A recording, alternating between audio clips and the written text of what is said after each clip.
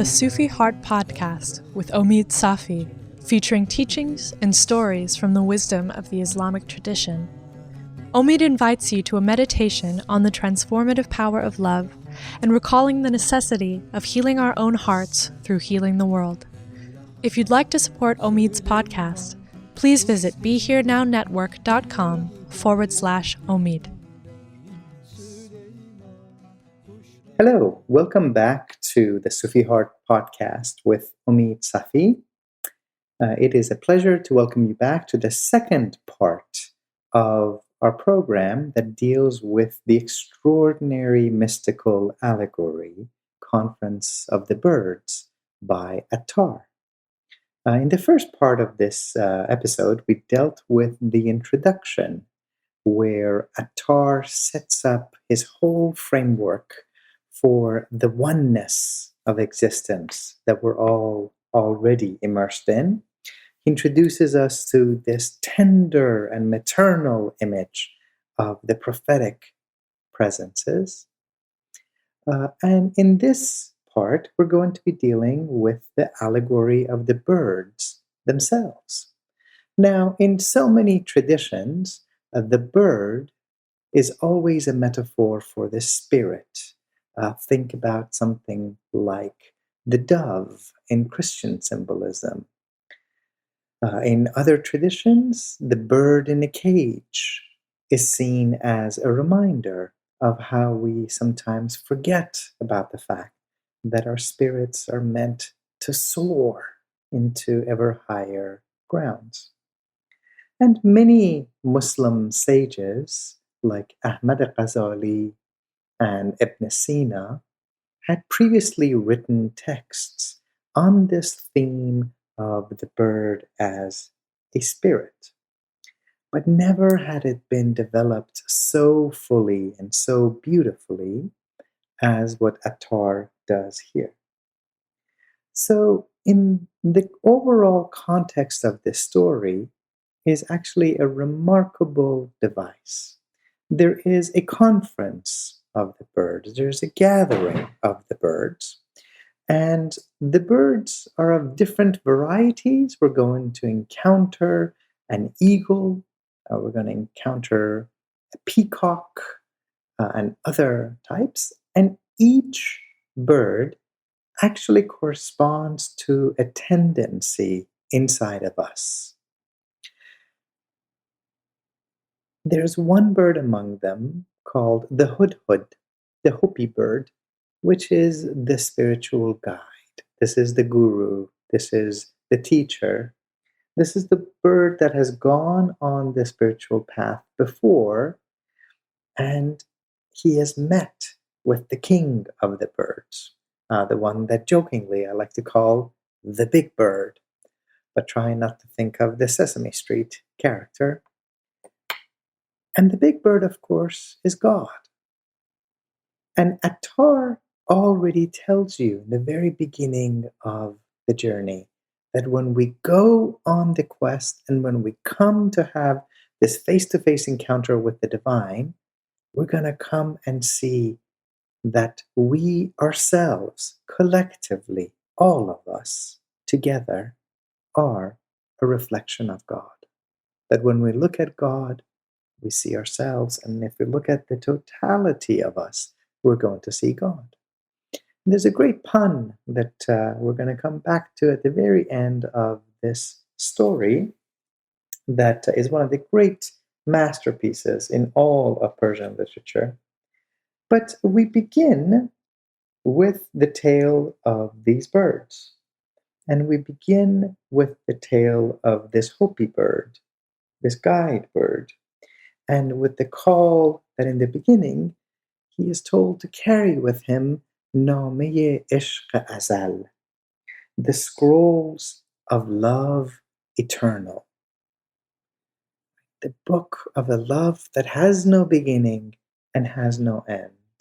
So Attar begins with this tale of radical love, a radical love which transcends time and space, and it is this love itself which is going to carry us.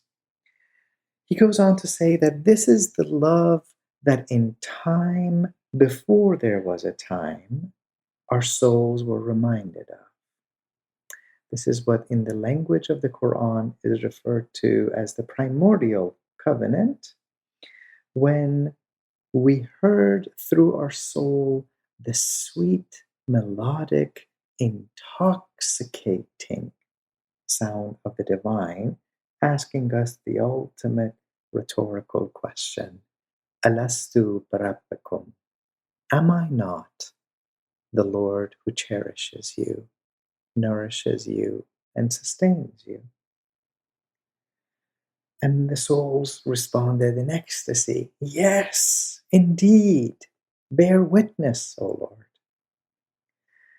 For Attar, the whole point of going on a spiritual journey is to stand yet again in witness of the divine, to stand here and now as we stood in the beginning, to behold God as our souls originally said yes to the divine. And if we do that, then we're going to be adorned with this incredible honor of beholding God. And this bird is going to carry in the Quranic narrative a letter back and forth which has the name of God written on it, and it carries the letter in its mouth. And like this bird, we too as human beings are to carry the name of God in our mouth. It is when we chant the name of Allah, Allah. It is when we remember who God is that we remember who we are. And if we go on this journey, we're going to encounter the king of all the birds, the simurgh, the phoenix bird. And in the words of Attar, we remember that he is close to us, but we are far from him. That God is close to us, but we are far from him. In other words, the distance between us and God is not one of being, it is rather one of experience. It is not that we are actually separated from God, it is that we neglect who and what we truly are. And to set out on this path calls for courage. Courage. Remember that in so many languages, the word courage comes from the root of ka, which means heart. To set out on the spiritual path, to learn to explore the inner darkness and the even more luminous light inside of you takes heart. It takes courage. But what a reward there is.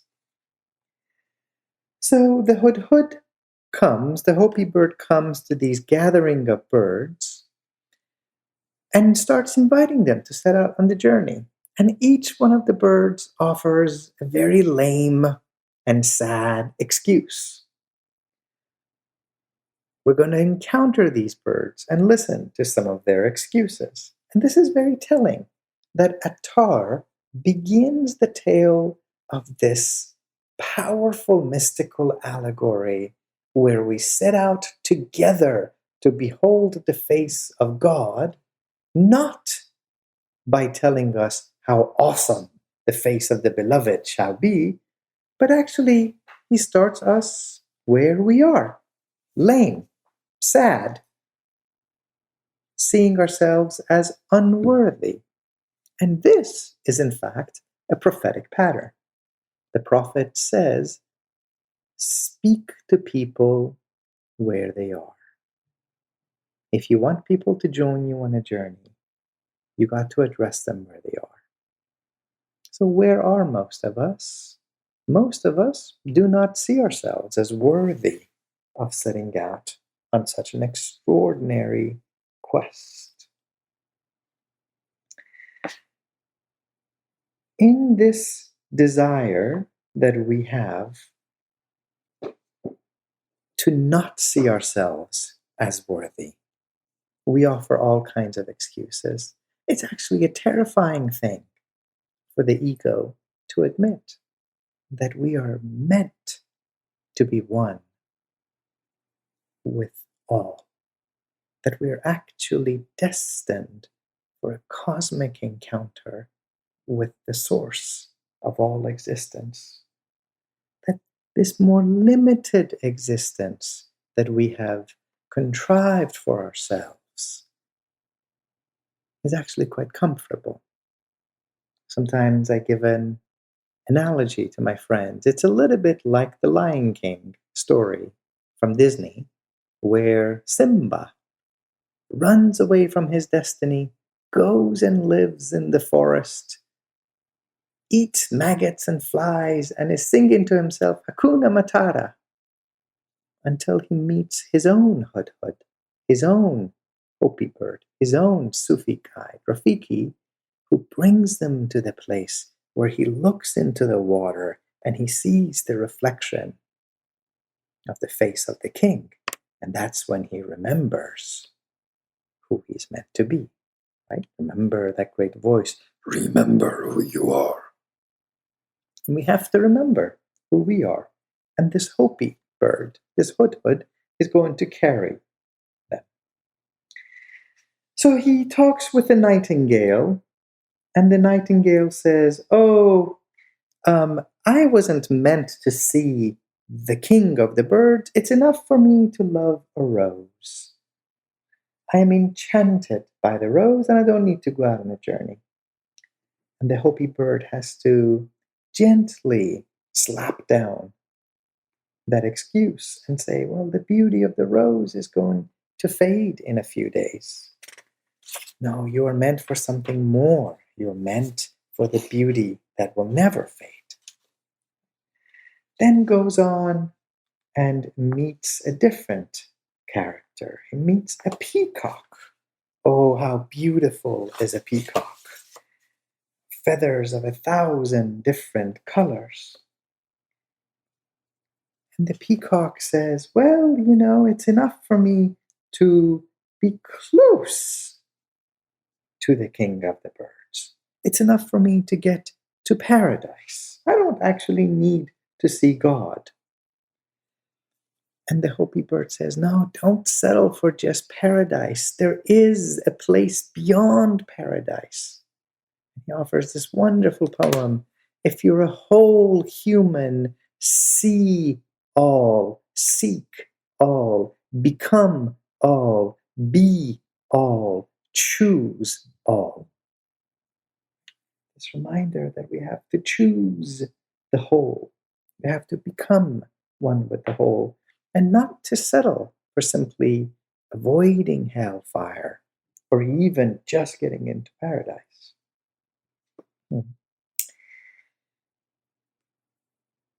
Goes on and tells the story of a duck, and the duck being so very careful to do all of the rituals ever so properly, that all the ablutions and the prayers are done with such meticulous attention.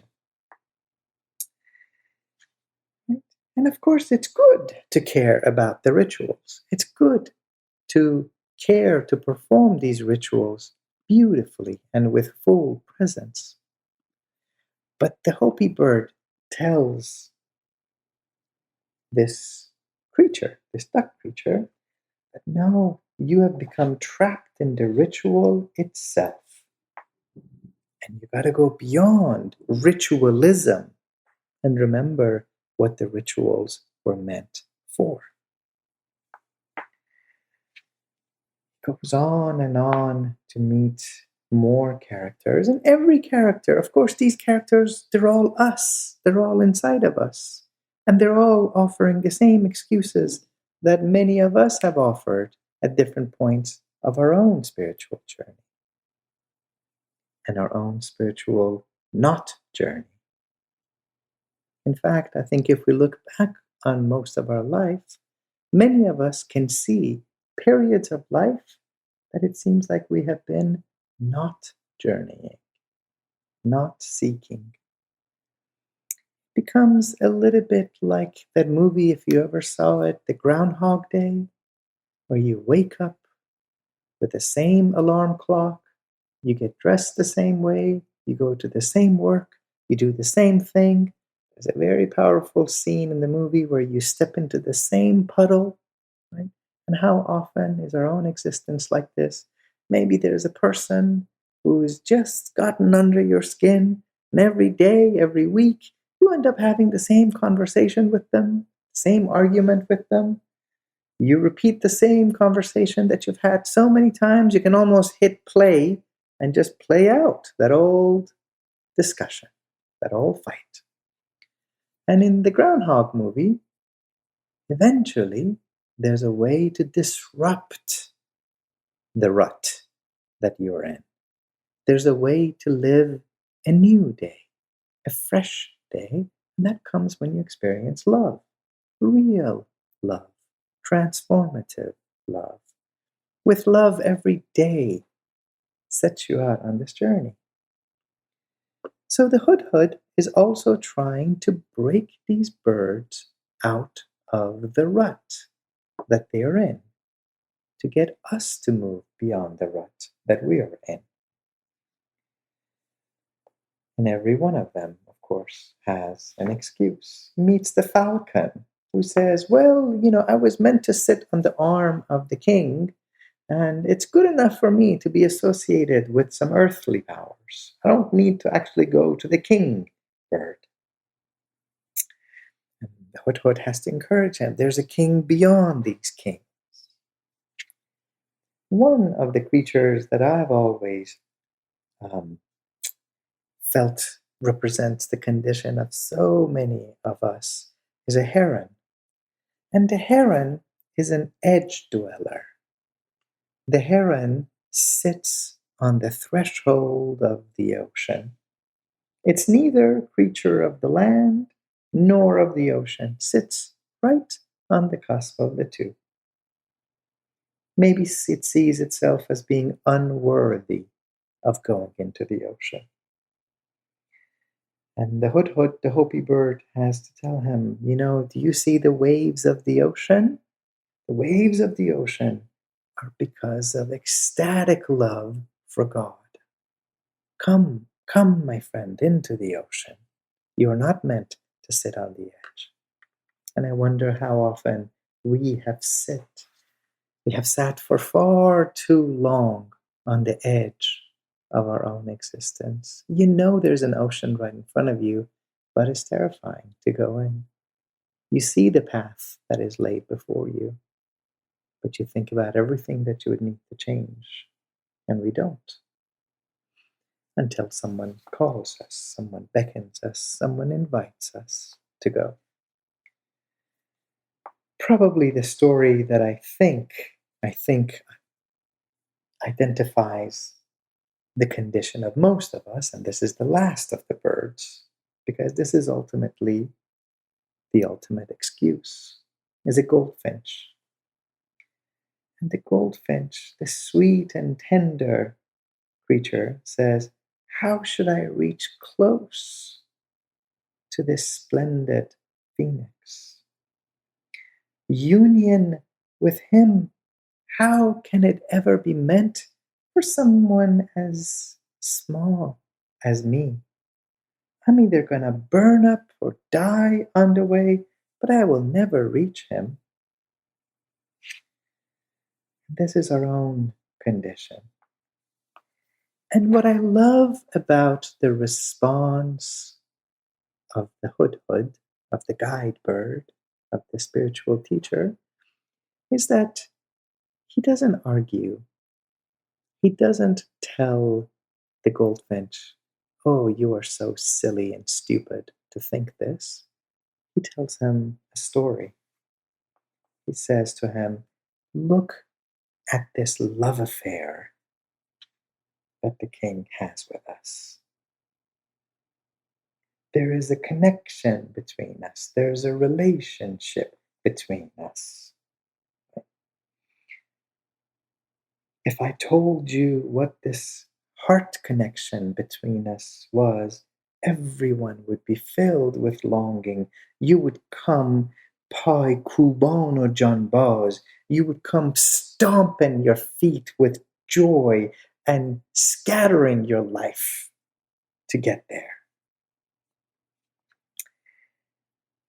He says to him, you think that you are so unworthy, but I'm here to tell you, you wouldn't be able to see the kingbird if you didn't have a heart which was pure and luminous like a mirror. Dil cho ayne munawwar. You have a heart that is pure and luminous like a mirror. You can see the beauty of the king through this mirror. Hast as ayne dil dar dil nigar. I'm telling you, there is a mirror in your heart. Learn to look in your heart. Ta bini ruye o dar dil nigar. If you want to see his face, look inside your heart. Look inside your heart. And he tells story after story after story about how it is that the king offers himself in disguises. That's in fact what so much of the spiritual path is. It's learning to see the king in your everyday encounters. It's learning to see God in the face of every stranger, every friend. He tells a beautiful story that Alexander the Great is a great king and a prophet in the Islamic tradition. Whenever he had a message to send, he himself would dress like a messenger and disguise. He would come and he'd say, I bring you a message from Alexander. And of course, no one expected him to be the messenger. He said, Hast rahi suya har dil shah ra. That king has a way to every heart. The king has a way to every heart. It tells another really beautiful story that there was a king who had a wonderful message to offer. And so he gives a message to a messenger, and the messenger rides as fast as he can. And he gets to his destination, and he sees the king sitting there cuddling and snuggling with a beloved. And he says, Your Majesty, I didn't pause, I didn't stop, I didn't take any breaks, I rode as fast as I could. How could you be here before me? And the king smiles and says, Man rahi dozdi didaram suye o. I've got a hidden passageway to his heart. And Attar wants you to know that God has a hidden way to be here. That there is a hidden way for God to get inside your soul. And this he calls the most ancient of mysteries. So to go on the spiritual path, you got to learn about this ancient mystery, which is none other than love. Here Attar says one of the most radical things that the Sufis have to offer us, the Sufis on the path of love. And it's easy to misunderstand this, because it at one point can sound like some kind of new age fluff, some kind of individualized spirituality, which can end up sounding like, well, you don't need religion, just go on your own spiritual quest. And of course, all of the people that we're talking about, Attar and Rumi and Muhammad and Jesus and Buddha, these are all deeply grounded and rooted in their own traditions. So what are they telling us? Attar is telling you that most people follow a religious tradition almost as a kind of inheritance. They are a Muslim because their parents were Muslims. They are Jews because their parents were Jews. They're Christians because their parents were Christians, and so on. And he says, no, I want you to aspire towards something more real. I want you to aspire towards something more powerful. And that something more powerful is love. He says, leave aside this inherited religion, cast your soul aside, and choose instead this radical love which is higher than metaphorical faith, than inherited faith and infidelity. There is a religion beyond the realm of inherited religion, and that's the realm of love. So when you hear that famous poem that is attributed to Rumi, translated in a particular way as out beyond the realm of right and wrongdoing, there's a field, I'll meet you there. It's a very popular poem in the English version. That's what the original is actually talking about. Leave behind inherited religion and even leave behind infidelity. Come to the real, radical love of God that flows through humanity. And if you do, as Attar says, you will see ishq ma'z kainat amad madam. This radical love is the inner core of the whole cosmos. This radical love is the marrow, is the core, is the heart of the whole cosmos. So, how does the Hopi bird get these birds to move? He gets them to move by telling them the longest and the most provocative story in the whole Conference of the Birds. This is a powerful and beloved story in all of Sufi literature, and it's the love story.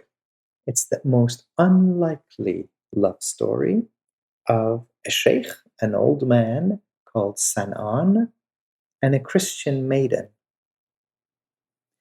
It's the story of opposites, an old man and a young woman, a Muslim and a Christian. And to understand this story, you have to understand that in the Sufi tradition, a Sufi allegory of lovers and beloved, it is not the story of two people who are each perfectly happy being by themselves, and they just find one another and make each other happier. Right? These are not two interchangeable roles. No, there's a play, there's a dance, there's a tension between a lover and a beloved. And the roles are quite different. The lover begins by saying to the beloved, without you, I don't breathe well. Without you, I don't breathe well. That I have cast aside who I was, and I have been born yet again in the fire of your love. And you would think and one would hope that the beloved would turn around and say to the lover, well, I'm so glad you said that because actually I've kind of been feeling that same way about you. But that's not how Sufi love stories work. The beloved pretends to be disinterested, feigns even being cruel. So the beloved's first response is, you old man, look at me, look at how beautiful I am. Look outside my door. Do you see those hundreds of suitors who are there waiting for my affection and my attention? Why would I give you the time of day? But don't go. Stay. Burn a little more in this fire of your love. Now, if it stayed at that level of the lover who says, without you I don't breathe well, and the beloved who says, oh, stay and burn a little bit more, we don't have a love story. We have an abusive, dysfunctional narrative of emotional abuse. What happens in every great Sufi allegory is that at some point there is a switching of roles. The one who was the lover becomes the beloved. The one who was the beloved becomes the lover. And you keep switching roles. You keep exchanging these parts that you play. And it's when you've experienced love as both a lover and a beloved that you reach maturity and perfection in love. So with that as the background, let's go to the story of Sheikh San'an and the Christian maiden. So in this story, the Sheikh is said to have been the caretaker of the Kaaba, the house of God in Mecca, for 40 years. One night he has a dream that he's bowing down to an idol in Rome. And Rome, for the Muslim geographers, was, of course, Constantinople, Eastern Roman Empire, as we call it. So he sets out and he goes with his friends, trying to figure out what this dream was all about. And he goes and he sees this young Christian maiden, beautiful as she is, and he confesses his love for her. And she says, "You old man, you are old. I am so young. I'm so beautiful. But don't go. Stay and burn a little bit. And if you wish to have me, I have some tests for you." And she offers some extraordinary challenges. What are the challenges? I want you to stay. I want you to take care of my pigs in my pigsty. I want you to drink wine. I want you to burn the Quran, according to one version. Now, these are extraordinarily scandalous acts, right? For Muslims, they, as do Jews, avoid eating pigs. Pigs are seen as unclean animals. Intoxication is something that we are to avoid, right? So Muslims typically abstain from alcohol. And the Quran is the very word of God. We kiss the Quran before we even open the holy book. So to burn the Quran would be the most scandalous thing. So think about this. Why would Attar be having the lover tested? Why would, for 700 years, people be reading this book about taking care of pigs and becoming a drunkard and burning the Quran? Is it because the audience is secretly hoping that they can take care of pigs and become a drunkard and, God forbid, burn the Quran? No. It's because they are people who understand the power of a great story. They understand that the more outrageous the story is, the more it means that you take it symbolically and not literally. And so they sing, and for 700 years they recited this. And so the Sheikh San'an, becomes a caretaker of pigs, becomes a drunkard, and burns the Quran. He surrenders his ego. He surrenders this inherited religion, right? And remember, none of this is to be taken historically or literally. We're in the realm of poetry and myth and allegory and fantastic stories. And Attar even interrupts the narrative at some point that says, "Don't think that I'm talking about real pigs here." It says, there are pigs inside each one of us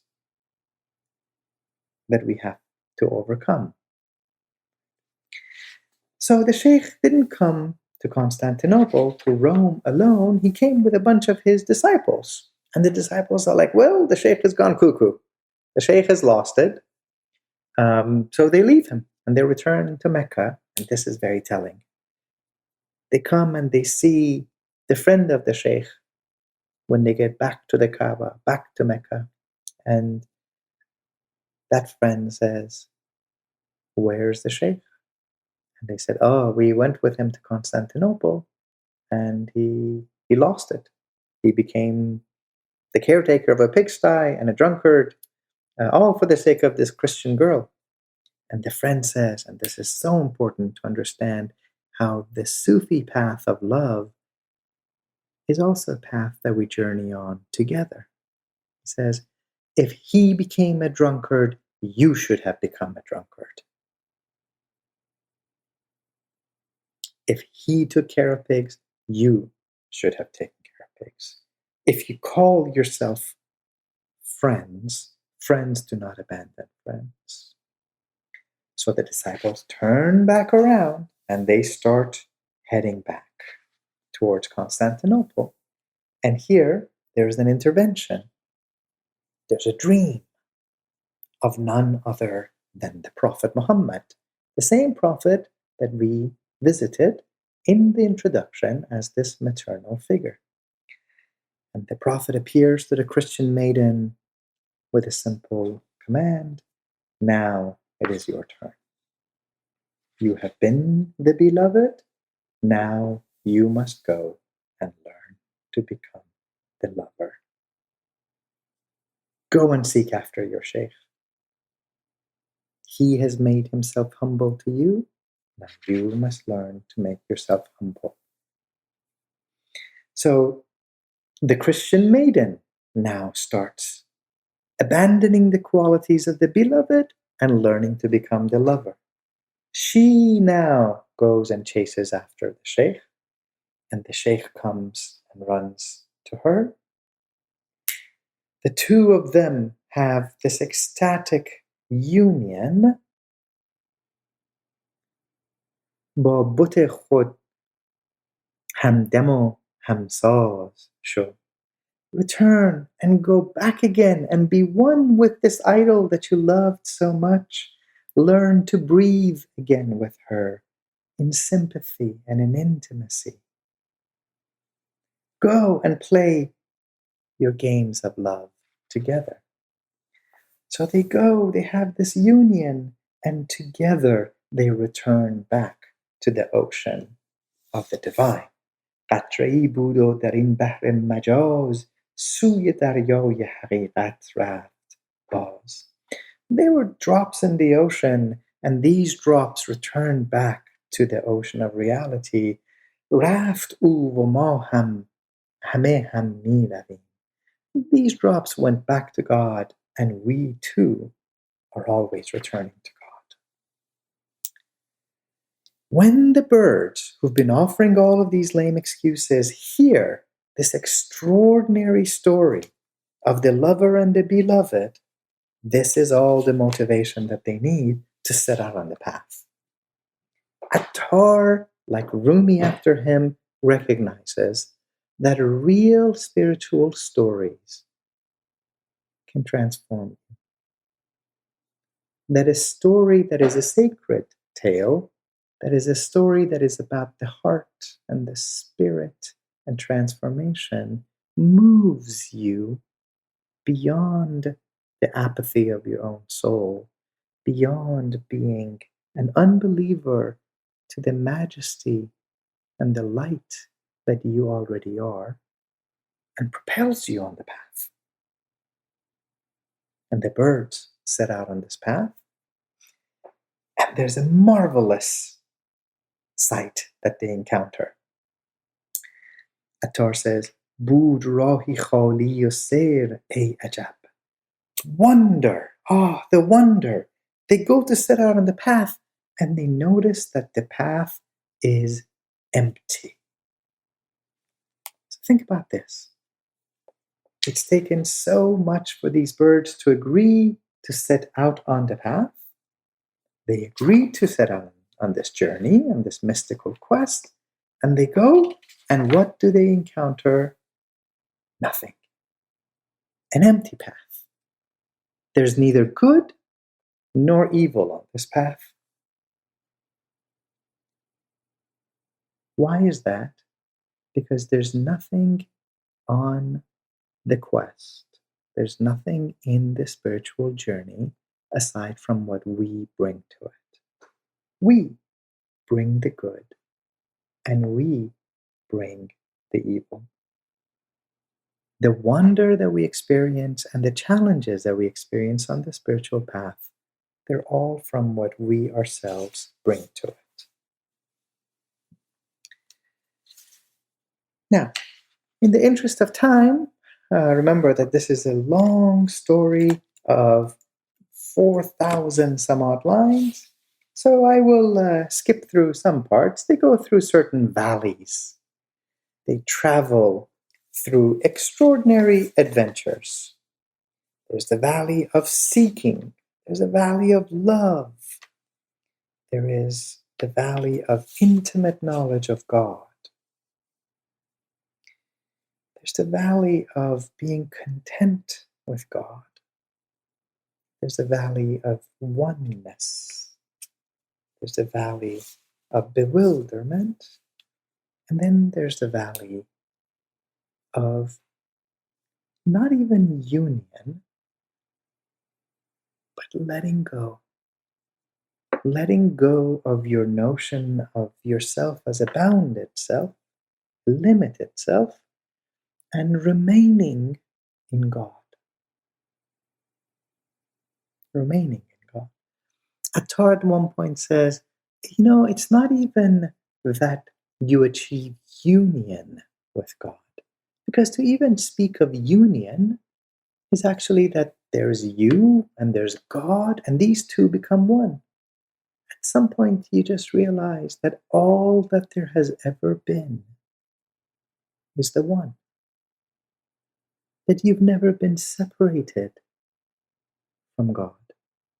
That you are of the ocean, in the ocean. But you have to go on a journey to see your own worth. And here's the extraordinary place in the particular story. So Attar has told the birds in the very beginning, we're going to go on this journey and we're going to see the big bird. And the big bird is God.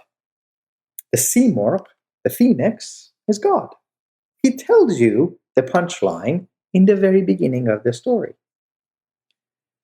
And the birds go on this journey. They hear the story of the Sheikh San'an and the Christian maiden. They go through these 7 valleys. They come around the corner, and lo and behold, without any warning, they stumble upon the divine. And for Attar, this is the key point. That the path to God is sometimes quite sudden and unexpected. That the warning signs that you're getting closer to God are there all along, but you don't believe it until you get there, until you experience it for yourself. So here's the great pun that the whole allegory has been building to. We got these birds, and by the time that they set out, there's 30 of them. 30 birds. The word for 30 in Persian is si, meaning 30, and morq, meaning birds. So you have got 30 birds, si morq. Si morq, 30 birds set out on this journey, and when they come to see the phoenix, the kingbird is called in Persian, what else but si morq. The word for phoenix literally means 30 birds. And that's the great realization for the soul on the journey to God, which also involves this delicious pun in Persian. It says, خیش را دیدند سیمرغ تمام بود خوی سیمرغ مدام. In bewilderment, all of these birds look, and they look again, and they're still bewildered. Look, that seymour, that phoenix, is the 30 birds. Now they look at themselves, it's 30 birds, and they look at God, and it is the 30 birds. This one is that, and that one is this. Who's ever heard of such a thing? The body is the soul and the soul is the body. We're rising beyond all the dualities here. We're in the realm of oneness. And Attar is a clever enough of a poet. He's a wonderful enough of a storyteller, but he anticipates somebody could say, well, you did really well to get the birds to come out to be 30 so that you could have your clever pun. The 30 birds being the Simorgh. And Attar says, if you had come back at 40, if you had come back at 50, you would have still seen God as yourself.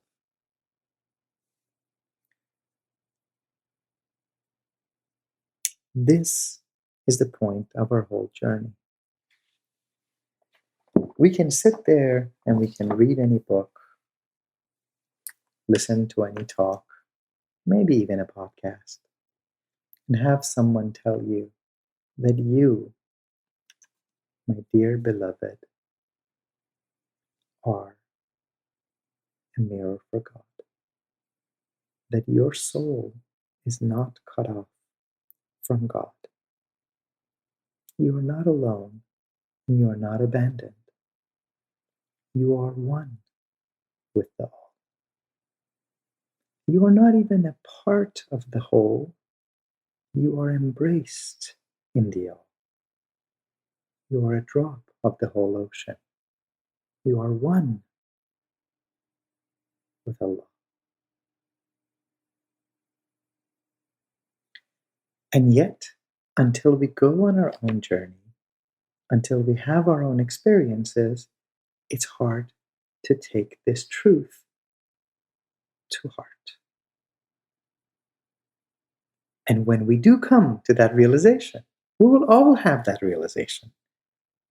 For some of us, it might be in the next realm of existence, in the next cycle. But for a select few, it could be here and now. That in this world, when we look at ourselves, at our fellow human beings, at animals, at plants, at every passing cloud, at the moonlight, and as the sun that warms your skin, you would see yourself not cut off and isolated from them. You would see yourself bound together through this force that connects us all. You would see your existence as part of the rays of the same divine light. May it be, my friends, that you and I complete our journey. May it be that we rise above the lame excuses that we offer ourselves for why we should not become what we already are. May we go on this journey hand in hand, together, leaving no one behind. May we come to see ourselves as the wondrous reflection of the one. Thank you for your time and your heart and your attention. I hope you have taken these lessons to heart, and I invite you to join us on some of the future Sufi Heart podcasts.